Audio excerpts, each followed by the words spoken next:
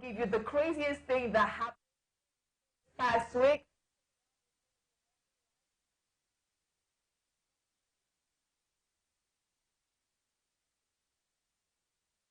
Okay, pick up. We're live. What do you do, baby?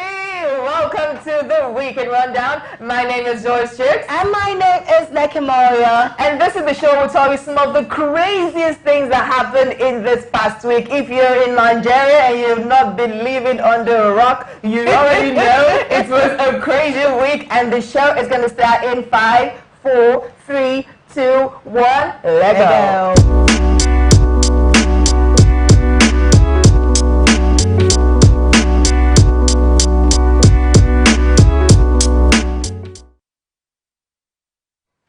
Back like we never left. Technically, we didn't leave. We have to stay here while you wait.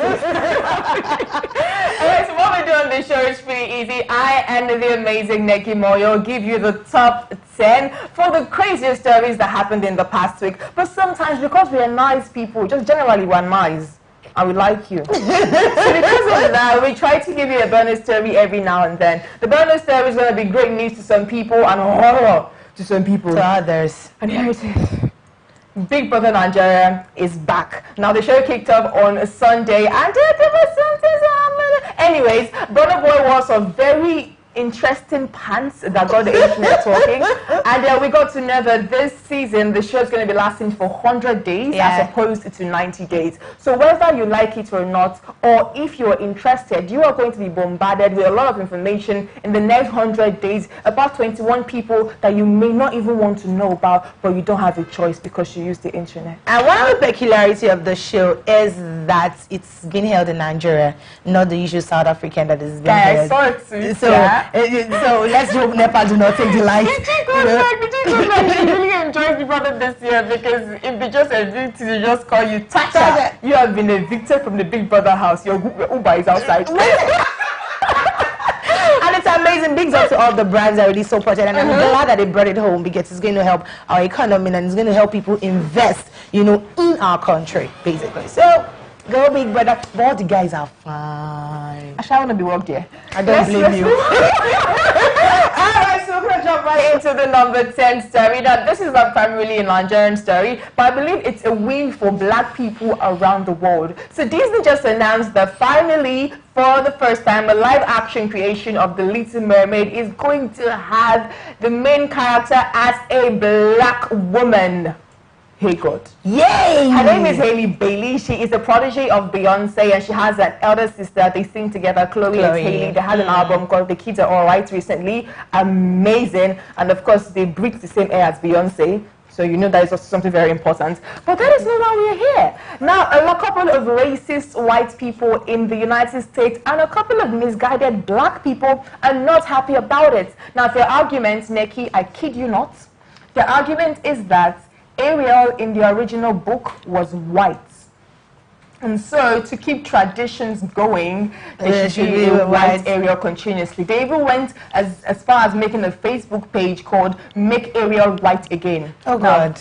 Now, Facebook has thankfully pulled down that Facebook page. But it's just crazy. I mean, if we're going to go for historical, what's the video, but why they find accuracy, then they have to use a real crab.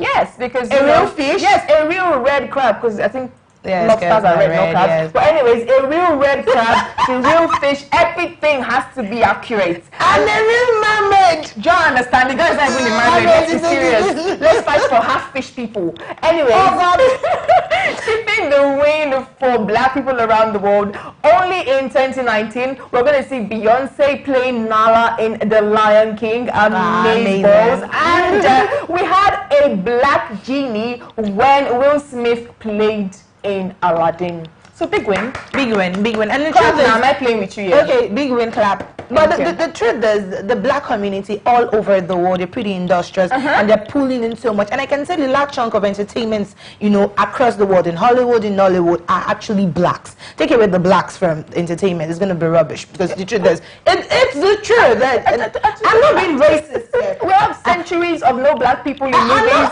and they were working. You are being racist. I'm not being racist here, but it's the truth. Because the times are changing, and I think that the colored people, or the other colored people, which are white, should start accepting. The word colored is even racist. You don't call them colored people. You call them people of color. I knew you were racist. She's the one I am disassociating myself from Neki. Not me. I don't call you colored people. People of color. We're in this together. It's the terminology. We are in this together. When I come to US, accept me. I'm one of you. Alright, moving quick to our number 9 story. And there's something that I really like people to understand. It is never too late to pursue your dream. Oh my God. Excuse millennials, not this dream. It is never too late to pursue your dream. And whenever you put your heart to it, whether you're young or old, you can do it. And Neki is about to tell us why.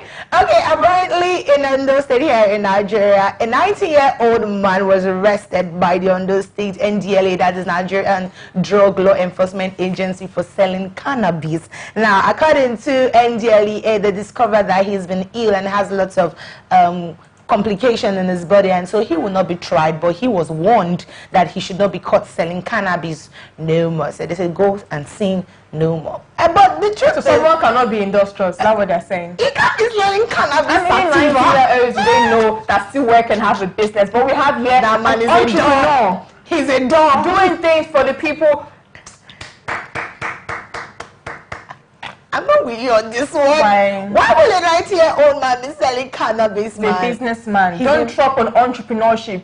Not okay. Kind of entrepreneur. The economy is dwindling. We need more entrepreneurs. By selling cannabis sativa. Thank you so much. You're welcome. Alright, so moving into our next story for today. Now this one is, I'm not even sure if it's a win or loss, but it's just something really peculiar. So we all heard about the story of one of the world's richest men, the founder or the CEO rather, of Amazon, Jeff Bezos, cheating on his wife with his friend's wife. And now when the news broke out, we knew that there was going to be, when Mackenzie, his wife, filed for divorce, we were looking forward to see the divorce settlement, because if they were going to split it, she would become the richest woman in the world, because he could not keep it in his pants. Divorce. Not even through hard work. The divorce has been finalized, and she got upwards of $30 billion US. Girl, you rich. You rich. In case you want to adopt her, there's really, I don't have like, it's not, I don't discriminate. Do you understand? You heard me when I was saying I wasn't racist. You know, I'm bright, and I can be a bright individual. I'm very homely. Oh, God. So in case you want to adopt, you know, it look good on your resume if you have an African child in your home. And your mom is watching you right now. This chick, what's her name? And your biological mom is watching you. Angelina Jolie, she will tell you all about it. Also Madonna. Oh, God. People that have black children, African children from Africa directly. So in case you were trying to spruce up your CV as a humanitarian, you might need an African child. Mommy Joyce, in case you're just watching, you can see your child. She's just putting you out Mommy, there. I'm doing it for us. This dollar is not going to make it sell. Mommy, please, see what your child is doing. It's all good. Oh my God. And now we're moving into our number, I think this is 7. It's our number 7 story for today. As a media personnel, this doesn't really excite me to share, but it's buzzing, and we have to be fair and unbiased at every point. So we got thrown into the story of former Beat FM OAP, Maria Okan, and our own Yahoo boy No Laptop, Olamide Bado. Now, Olamide just welcomed a baby a few days ago, and Maria Okan also celebrated her baby shower a few days ago. Before you know it, surprise, surprise, they say Olamide, he's the daddy. Neki, please, I can't. Okay, so according to reports here, the truth is she confided in a friend, and a friend sold her out. That's what the report. We come back to friends that you confide in, and they will take it. We are coming back to that. That's the truth. But the thing is, she said that she discovered that she was pregnant months ago, like previous months ago, and she tendered her resignation, to Beat FM so that she could move across to the UK to go raise her child. Now, another story is saying that they gave her 2 million naira to abort the baby. But personally, Maria Okan is a big girl, like. I don't buy the 2 million naira. Why? But according to a friend, she reached out to Olamide, and they actually agreed to co-parent the child, because she thought Olamide was not in a formal relationship with this. She was made to believe apparently that he was single at the time. With his baby, not with his current baby mama, but only for her to discover, that they were still together and she was pregnant with him. Yoruba men for the win. That Olamide has been properly been introduced into the club of the baby papas. Multiple baby mamas. But we thought he was going to stay clean. Do you understand? Because I always talk about Olamide. I'm like, this guy is... I always say that I feel like he's different from his musical persona because he doesn't see Mashek Bateri as he tries to portray in his music, and he keeps it really low-key. But, you know... But, you know, we were really surprised. Any which way, we're wishing Maria Okan a safe delivery. We heard, according to the story that was provided by several media outlets, that she's having a high-risk pregnancy, and so she has to be monitored by the doctor constantly. So we are wishing her a safe delivery. Hopefully everything goes well, and they get to co-parent peacefully. And we thank God for the friend, too. So all you friends out there that they will tell stories, then you will tell people, and the story will keep flying. God will wash you. You confided in yourself. Anyways, I feel like it was good damage control, because if that story had not come out, the one that was claiming that, you know, they knew when they were co-parenting, Nigerians would have flown with the 2 million naira story, and that was even worse. So I feel like, you know, last, nothing spoil. Moving on to our number 6 story before we take a very short break. And now, Nicki Minaj.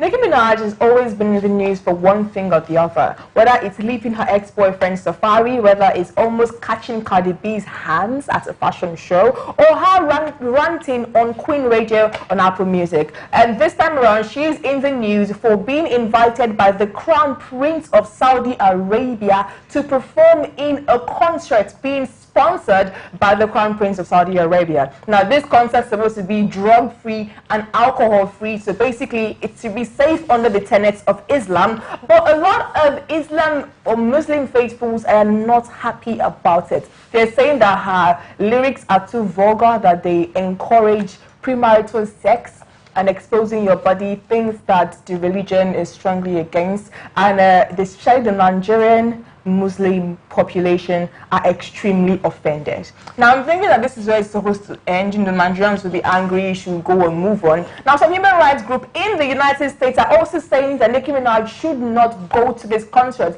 They're saying that just a few days ago, 5 people were beheaded in Saudi Arabia for being a part of the LGBT community.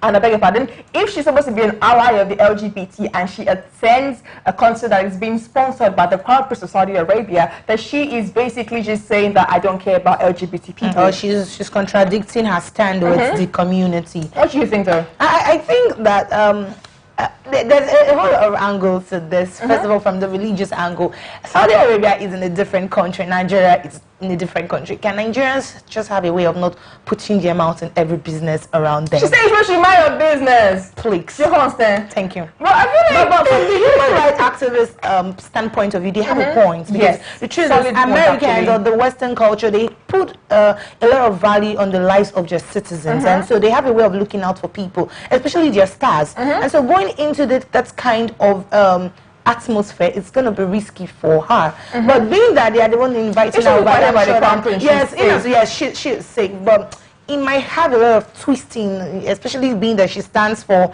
the LGBT community, and then a few days ago, most of them were killed in that same country, and she's still going to that same country to perform. But anyways, we don't know Nicki Minaj as a human rights activist. We know her as a rapper. Yes, Queen. But I personally, I believe that there's so many reasons why she should actually go, because I believe that there are a lot of barbs, which is what her fans are called. There are parents in Saudi Arabia that this would be a golden opportunity to finally see her. And I feel like the country is advancing and becoming more open, and it's something that she should support, right? And speaking, she's one of the first few this kind of artists that are going there to do so. I feel like it will open more doors. It will open more doors, and it's going to encourage young girls that look up to her, you know, to really push for music, because Saudi Arabia is an Islamic country that is binded. Just knowing that you can break those barriers. It's something. So it's like a beacon of hope for the younger generation. So let's see how it goes. Look at Nicki Minaj being a beacon of hope, and hopefully in Saudi Arabia, several people's anacondas are going to want her bonds. Oh gosh! When we come back, we'll give you the top 5 stories of the week. Stick around, it's the Weekend Rundown.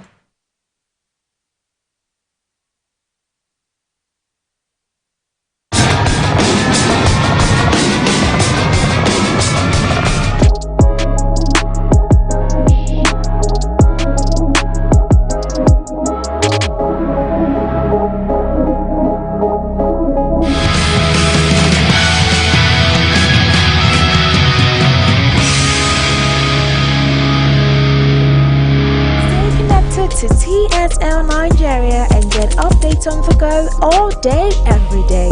Subscribe to our YouTube channel on TSL Nigeria Space TV and join our online family. And we are back. This is still the Weekend Rundown only on TSL Nigeria TV, where you know we are unprofessional today, so just accept us. Please, I'm professional, Lord. She's not.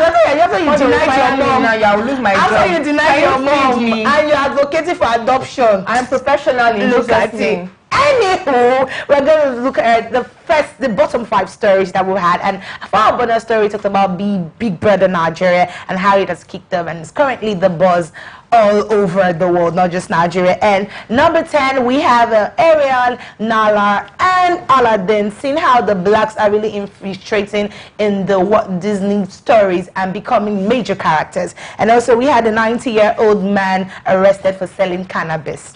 Who does that? An entrepreneur. I also have the world richest man divorcing his wife for having an affair with his friend's wife, and she's now, you know, one of the richest women alive in the world. Right now. Through divorce. I'm proud of you.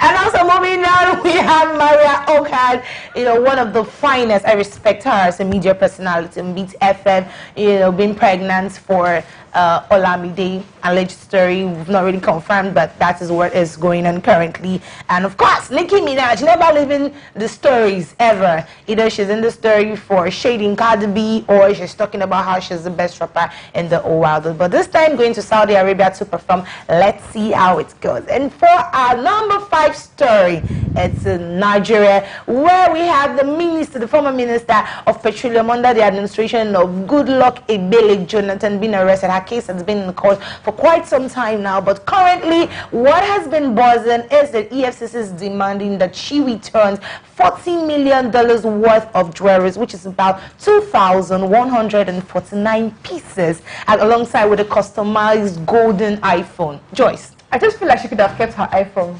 it's customized. She could have kept her iPhone. She didn't steal it. It's gold. She did not steal the iPhone. But I just feel like this Desiani situation, I try to not talk about it. I try to not meddle. But I feel like a lot of things do not add up in the Desiani situation. I believe that Nigeria is a rich country. I believe that there's so much money is coming in and out. But the amount of money they've told us that this woman absconded with is not adding up at all. Is she the chief signatory to Nigeria's accounts in the CBN? Oh, we don't know. We just know she was the feel like they keep bringing monies and monies. She stole this. She did this £1 million, this $1 million, this billion, this. I feel like it doesn't add up. It almost seems like they're putting some things that other people did on her, using her as a scapegoat. Because if you are sure that she did all these things, you have assured us that she did all these things, then put her in jail. Let the trial begin. We've never even had anything like she's been jailed or I want to see the court case. I want to see the trial. I want to see a lawyer look her dead in the eye and tell her that she stole $45 billion. I want to see those things. And for them to even condescend to getting her jewelry, I think this is the first time I'm hearing any of the Nigerian ministers that's been accused of, you know, of corruption, and they're telling them to bring jewelry. Like, jewelry. They want to sell it in black market. What would they give her children? What would she give her children? Oh, not jewelry. Not jewelry. Oh. Okay, so moving on to the fourth story, Joyce has us covered on this one of it. You know, currently on social media, a lot has been going on, and well, another woman has come out to talk about the supposed rape that took place with her. Joyce. Yes, so my people. Hey God. I'm sorry, I can be rash sometimes. First of all, I feel like we should all give ourselves a huge round of applause for advocacy. This week has been phenomenal for Nigerians, from the Church 2 movement to getting the Ruga campaign kicked out of the bucket. I feel like Nigerians have succeeded in doing so many things. So yeah, definitely we know that advocacy works. So while the alleged rape that was confirmed by Busola Dakolo, more people have come out to speak.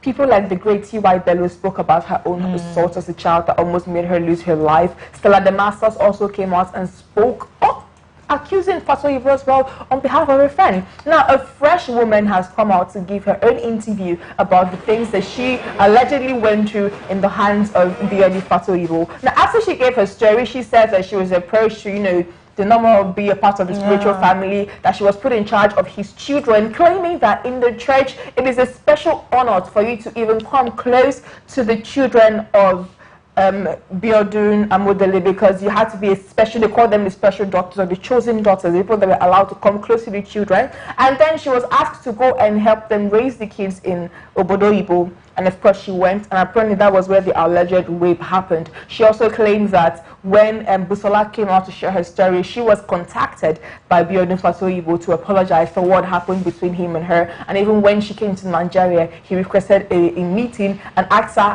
what he would like to do for her. And she said she interpreted that to him asking her how much would she like to be paid to disappear and for the story to go. While Nigerians were still grilling over the story, something fantastic happened. Okay. If you are in social media, you know Kemi Oluloyo.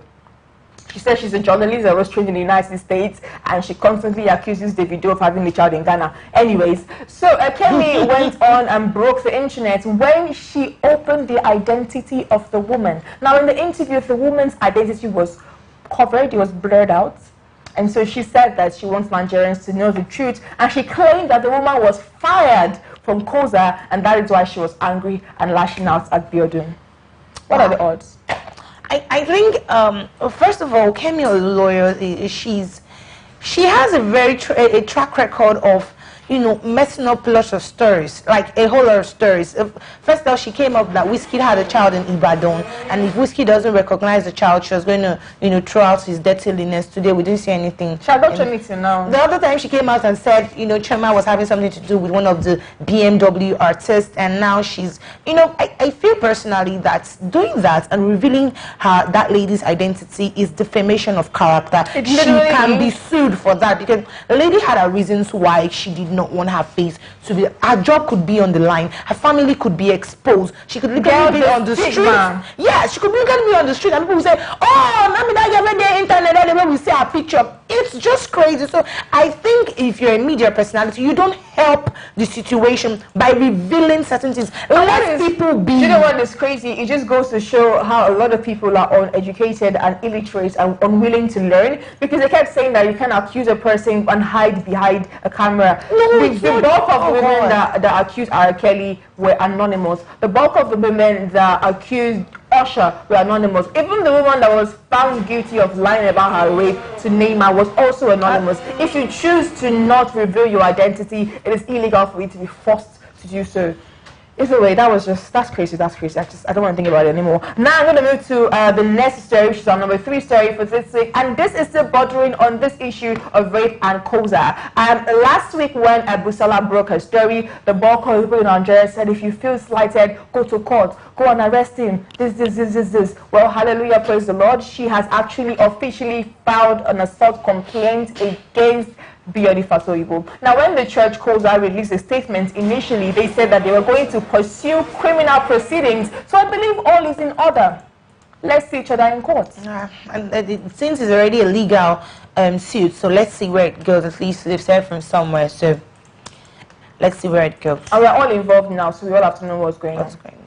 Moving on to happier, slightly crazy things. And now, on the number 2 story, something really still happening in social media. Now, a young girl that should be, let me know, advocate for violence. Anyways, this girl went to a Walmart in Texas, opened the refrigerator, brought out a tub of ice cream, licked it, covered it, and placed it back. Now you think this is the most foolish thing that she did. No, Mumudia brain. This girl recorded herself. Oh God! I don't know why this generation wants to put everything on the internet. No, and I think that's the thing. Everybody finds a way to want to be popular.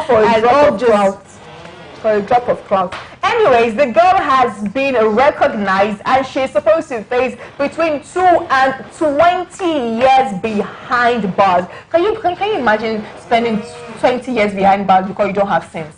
It's actually wrong, because the truth is that brand is at stake. Do you understand? Walmart is at stake, you know, and it's to call the health. It's America. America places value on their lives. Do you know the worst part? She created a challenge. Other young people have also gone to record themselves opening tubs of ice cream and licking it and putting it back. She would go to a prison. So that doesn't go, baby girl. Let me tell you the end of the story. Oh God. They're saying that they cannot charge her for a felony because she is a minor, and so she'll be charged as a minor. So maybe at worst it's a misdemeanor. She gets a slap on the wrist, or she goes to juvie. Juvie would do. Juvie will not do there. I mean, so that would just send like a sort of warning to other people that want to take it up. But how can you just go to? Can't you just buy the ice? Go to your house. No, she wanted to be disgusting. But that's wrong. That's wrong. Now, my question is, okay, that's the one she even recorded. What of the ones that we did not see? Do you get? Like she could literally just start opening all the ice cream. And I've seen that thing being done in several videos. Perhaps was just worse. Just to get popular over ice cream. Actually, popular in prison. Now to our number one story and the final story for today. Yes, so my people. So we saw a video of a sitting Nigerian Senator Elisha, representing Adamawa North from PDP, assaulting a woman in an adult toy shop in Abuja. Now, we're not really sure what the backstory is, but in the video, all the woman said was, "Oga, calm down now," and that earned her a lot of slaps. And then he asked his orderly, a policeman that should have instituted balance at that point, to take her away. Now, while Nigerians are complaining and shouting and screaming, it has come to our notice that that video, the incident actually happened on the 11th of May, 1 month before this man was even sworn in as a senator of Nigeria. Now, this man came out and gave a half-assed apology that he read from a script. That was just disgusting to start with. And then to end it off, he was arrested for a few minutes and then he has been granted bail. He should have been suspended. That's what I wanted to hear, that he has been suspended. And then his wife came out and said, "My husband is innocent." Innocent of what? And see, there's a video. She'll protect her man. It's the African thing. Innocent of what? Of that maybe she felt the video was fabricated or something. Okay, I'm even glad there was a CCTV camera in the shop. What about many shops that people just go in, assault those young ladies that is just trying for no reason and we are not aware of? And now this is somebody that people in Adama or people of Nigeria has placed into power as a lawmaker. And he's a younger senator. You know, we've been shouting not too young to run, but this is the person that is in there now, the youngest person, and the person is just being a disaster. Slapping people. It's shameful to say the least. And this is our number one story for today, because I believe it is the craziest thing that happened this week. Especially because if that video did not exist and that woman spoke up, you'd have heard things like, she must have said something to provoke him. She must have been rude. You know how women have smart mouths. Still kept saying it. It's like, well, you know, she said something, she literally provoked him, you know, for him to have become physical. And for a man to be that physical in the open, in public, I can imagine what he does to his wife, to his mother, to all the females around him. And the saddest part of the story is that it could have happened to any of us. That is it. So all the shop people start putting CCTV. This is a digital world now, the digital age, you know. And I'm glad that social media this week, you know, stood up for what is right. There were lots of advocacy. You are using your MB well. That's the truth. You are using your MB well. So just keep it up. Next week, continue to use your MB well. And next week, in the line of using your MB well, make sure you join us on Monday for the Breakfast Show on TSL Nigeria TV. Of course, we'll be here Monday to Friday. And finally, to wrap it up, we'll be here again on Saturday for the weekend rundown to give you some of the craziest stories that went down this past week. In our top 5, we had the Daisiani with all that money and jewelry, losing it to the EFCC. And then we move on to another woman accusing Biyodi Fatoyibo of assaulting her sometime a few years ago. And also we have Busola finally filing an official complaint. Number 2, we have the ice cream girl that I don't know what is wrong with her in Texas. And finally, number 1, the assault by a sitting senator of Nigeria on an innocent woman for absolutely no reason whatsoever. We're going to be here again on Monday, making sure that your Monday moves well. In the words of a post by my president, Rihanna Robin Fenty, she said, the 6 months to 2020, don't let anybody waste your time. When did Rihanna become your president? She has been my president. It's fine. We're going right now. Make sure you have yourself a lovely weekend. Bye-bye. Bye.